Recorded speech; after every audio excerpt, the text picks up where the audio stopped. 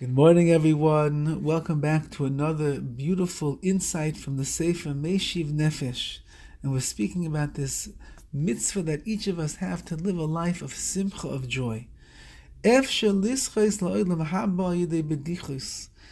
possible for a person to merit the world to come, which is with laughter, with making jokes, with keeping a happy atmosphere around you.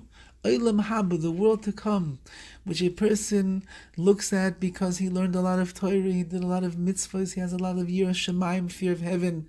He was very particular and careful to make sure that he didn't overstep the boundaries at all in what was the ruts and the will of Hashem. And he's going to bring us a Gemara right now which teaches us that if you know how to make a good joke, and you know how to touch the hearts of other people with the midah of simcha, with joy, even it seemingly seems to be even without all of the other midas, the other great things that a person has. He doesn't know all of Shas, all of the Gemara. He's not an expert in every Rashi that there is in the Chumash. He perhaps is not so well versed in all of the areas of halacha, the way that some of the great Talmidei Chachamim, the great Torah scholars are. But he's a person who gives simcha to others, puts him in a category all by himself, that he'll merit to have the world to come. And listen what he writes. There's a famous Gemara in Tainus that says, Eliyahu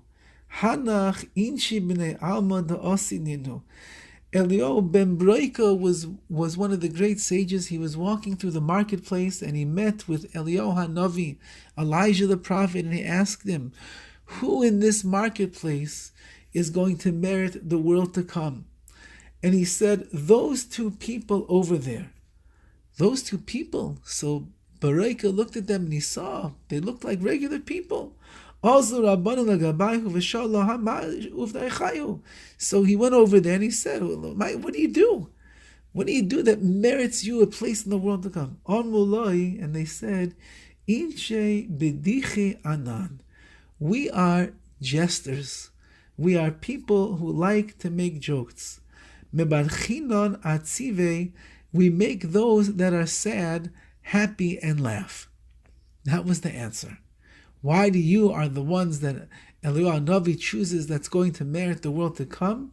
Because we're people who make jokes, and we like to take people that are sad and make jokes around them so that they'll be happy.